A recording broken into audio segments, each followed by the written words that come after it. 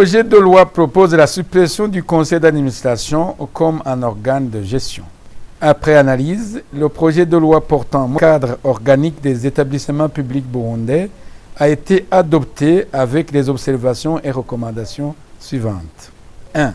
Pour les institutions qui ne génèrent pas de revenus, mais où un organe d'administration est incontournable, une autre appellation à la place du conseil d'administration sera trouvée lors de l'analyse des textes d'harmonisation avec cette loi.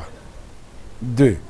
Au lieu de parler de directeur général, il faudra parler de responsable de gestion quotidienne de l'établissement. D'autant plus qu'il peut porter un autre titre qui n'est pas directeur général, tel que commissaire général, recteur ou autre. 3. Le titre du responsable sera précisé dans le décret de création de l'établissement. 4. Il faudra préciser que personne ne peut siéger dans plus de 2 conseils d'administration. 5.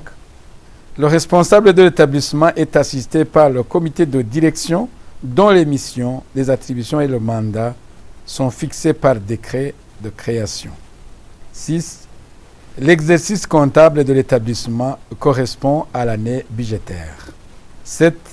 Le personnel permanent ou temporaire est recruté conformément au statut du personnel de l'établissement et au code du travail burundais.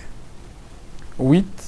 Le statut du personnel d'un établissement public est approuvé conjointement par le ministre de tutelle et le ministre ayant les finances dans ses attributions. 9.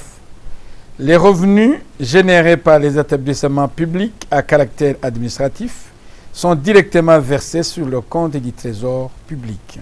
10. Préciser que l'État n'est garant des obligations contractuelles et délictuelles souscrites ou encourues par l'établissement public à caractère administratif qu'en cas d'insolvabilité et sous réserve de l'action réquisitoire.